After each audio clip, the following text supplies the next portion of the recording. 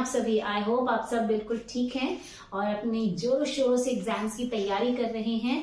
तो जैसा कि आपको पता है, हम rural marketing research chapter start कर चुके हैं। प्रीवियस वीडियो में हमने रिसर्च के मीनिंग और ऑब्जेक्टिव्स के बारे में पढ़ा था और आज हम पढ़ेंगे कि अगर रूरल मार्केटिंग के लिए हमें रिसर्च करनी है तो उसका प्रोसेस क्या है। तो आपका टाइम वेस्ट किए बिना मैं जल्दी से आज का काम शुरू करना चाहूंगी, बट उससे पहले अगर अभी तक चैनल सब्सक्राइब नहीं किया है तो प्लीज चैनल को सब्सक्राइब कर दीजिए। Do like, share and comment also. तो चलिए स्टार्ट करते हैं। रूरल मार्केटिंग करने के लिए हमारे पास एक प्रोसेस होता है। रिसर्च करने के लिए हमारे पास एक प्रोसेस होता है जिसमें ये आप चार्ट देख सकते हैं, मैंने बनाया हुआ है। चार्ट में और भी नीचे पॉइंट्स आएंगे, बट मेरे पास स्पेस नहीं था इसलिए मैंने इतना ही बनाया। इसके आगे हम कंटिन्यू करेंगे। आप पहले इसका स्क्रीनशॉट ले लीजिए। अगर आप एग्जाम में इस तरीके से चार्ट रिप्रेजेंट करेंगे तो आपको अच्छे मार्क्स मिलेंगे। फर्स्ट है defining research problem and objective. अब रिसर्च जो है वो तभी तक शुरू नहीं होगी जब तक आपके पास कोई मकसद नहीं है, कोई प्रॉब्लम नहीं है। अरे कोई प्रॉब्लम आएगी तभी तो उसका सोल्यूशन निकालेंगे। अगर हमारा बिजनेस बिल्कुल सही चल रहा है तो हमें किसी भी चीज की रिसर्च करने की जरूरत ही क्या है ना। तो सबसे पहले हम अपनी प्रॉब्लम या ऑब्जेक्टिव डिसाइड कर लेते हैं कि किस मकसद से हमें रिसर्च करनी है और उसके बाद हम आगे का काम स्टार्ट करते हैं। Second, determining the research budget. अब ये जो रिसर्च आप करने जा रहे हैं ये 1 या 2 दिन में खत्म नहीं होती। ये बहुत लेंथी प्रोसेस है और इसमें बहुत खर्चा भी आता है। तो सबसे पहले हम क्या करते हैं, एक अंदाजा लगा लेते हैं कि फ्यूचर में हमें कितना खर्चा करना पड़ सकता है रिसर्च के ऊपर, ठीक है, रिसर्च करने के लिए। और फिर उसके अकॉर्डिंग हम एक बजट बना लेते हैं। बजट क्या होता है? फ्यूचर में होने वाले एक्सपेंसेस और इनकम का एक स्टेटमेंट होता है।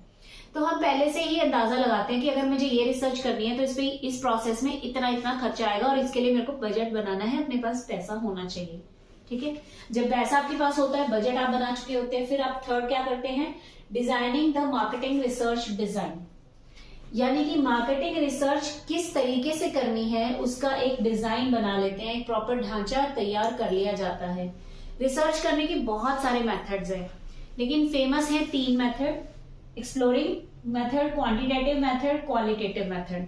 हम इनके बारे में थोड़ा सा पढ़ लेते हैं। एक्सप्लोरिंग मेथड क्या होता है कि इसमें हम एक्सप्लोर करते हैं, यानी हम पहले प्रॉब्लम का रूट कॉज जानना चाहते हैं कि भाई ये प्रॉब्लम क्यों हुई, इसका क्या बेसिक कारण है। और उसके बाद फिर हम अपने एक्सपर्ट्स की हेल्प से और मार्केट में सर्वे करके, कॉम्पिटिटर्स को सर्वे करके हम अपने काम को करते हैं। मींस यहाँ पर हम रिसर्च जो है वो अपने कस्टमर पे नहीं कर रहे, कॉम्पिटिटर पे कर रहे हैं कि कॉम्पिटिटर इस प्रॉब्लम के सोल्यूशन के लिए क्या करता है, उसके अकॉर्डिंग फिर हम आइडिया लेते हैं और अपना नया सोल्यूशन बना लेते हैं, ठीक है। सेकंड है क्वांटिटेटिव मेथड। यहाँ पर हम क्या करते हैं कि जो हमारे टारगेट कस्टमर हैं उनके पास जाते हैं, उनसे क्वेश्चनेयर भरवाते हैं। क्वेश्चनेयर आई थिंक आप सबको पता होगा, एक सेट ऑफ क्वेश्चंस होते हैं ना, और फिर उनसे उनपे उसका रिस्पॉन्स ले लिए जाते हैं, उनसे पूछ लिया जाता है कि भाई ये क्वेश्चन का आप क्या आंसर देना चाहेंगे, इसका क्या आंसर देना चाहेंगे, ठीक है। क्वेश्चनियर्स बना लेते हैं या रेटिंग स्केल पर उनको कनेक्ट कर लेते हैं, उनसे सवाल पूछते हैं, फिर उनके अकॉर्डिंग उनके रिस्पॉन्सेज इकट्ठे कर लेते हैं। कस्टमर का बेसिकली यहाँ सर्वे किया जाता है और उसके बाद उसके अकॉर्डिंग हम एनालाइज करते हैं। थर्ड मेथड है क्वालिटेटिव मेथड। इसमें हम लोगों से क्वेश्चंस पूछते हैं बट ओरली उनसे आंसर लिए जाते हैं, कोई रिटर्न में रिकॉर्ड नहीं होता। क्वांटिटेटिव में क्या था, हमारे पास रिटर्न में रिकॉर्ड होता है, हम जब क्वेश्चनियर उनसे भरवाते हैं हमारे पास रिकॉर्ड हो जाता है।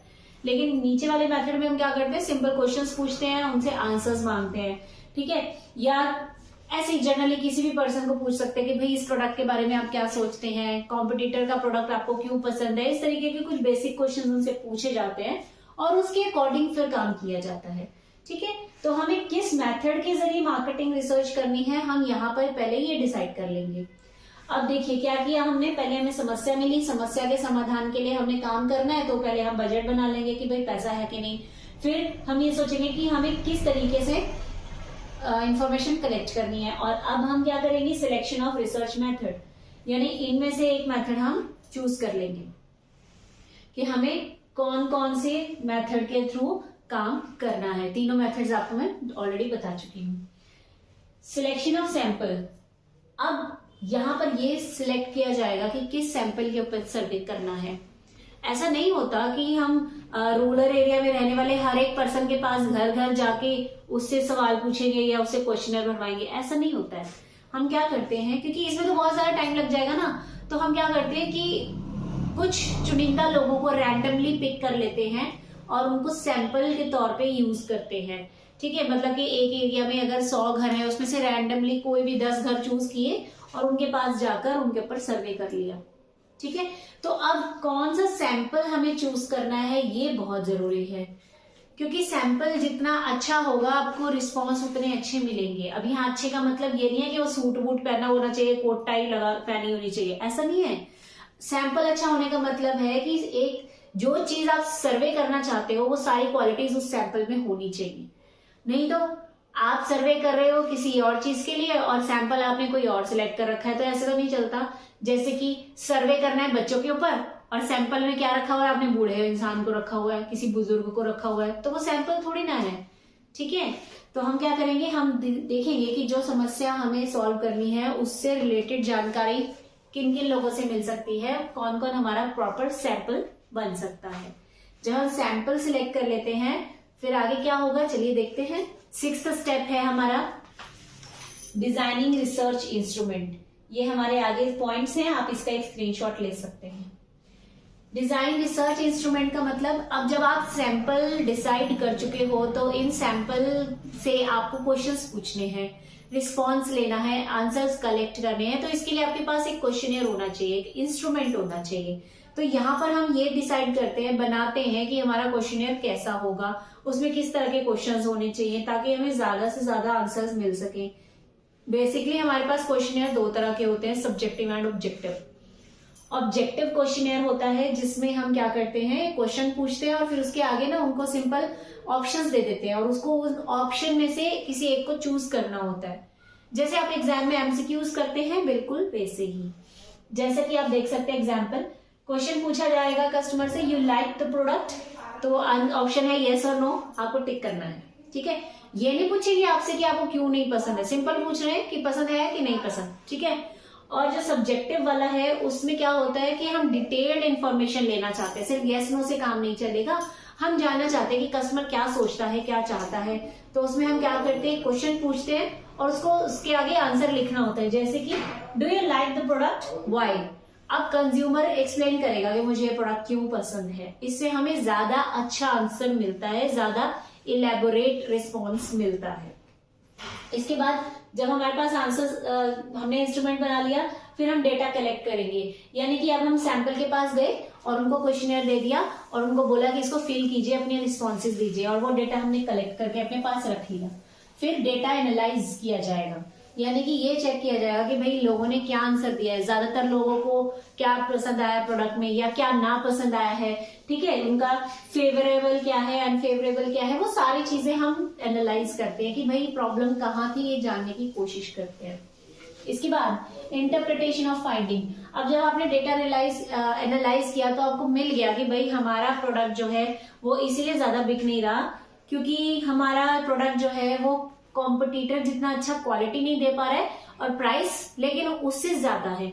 तो ऑब्वियसली कंज्यूमर वही प्रोडक्ट खरीदेगा जो कम प्राइस में अच्छी क्वालिटी दे रहा है, और हमारा जो है प्राइस ज्यादा है, क्वालिटी कॉम्पिटिटर से कम है, भाई इस वजह से हमारा प्रोडक्ट नहीं बिका। तो हमें क्या हुआ, फाइंडिंग्स मिल गई, यानी हमें नतीजा मिल गया हमारी पूरी रिसर्च का। और अब क्या करेंगे, आप इस प्रॉब्लम का सोल्यूशन करेंगे। या तो आप प्राइस कम कर सकते हैं, या आप अपनी क्वालिटी इंप्रूव कर सकते हैं, या कोई नया प्रोडक्ट लॉन्च कर सकते हैं, बहुत सारे ऑप्शंस है। तो लास्ट स्टेप क्या होगा, रिपोर्टिंग द फाइंडिंग, यानी रिपोर्ट जो आपने यहाँ फाइंड आउट किया है उसकी रिपोर्ट करेंगे अपने मैनेजर को या मालिक को, उसे बताएंगे कि ये समस्या थी और इसका ये सोल्यूशन हो सकता है। तो आई होप आपको प्रोसेस क्लियर हो गया है। कोई डाउट है तो कमेंट सेक्शन में पूछ सकते हैं। Have a good day.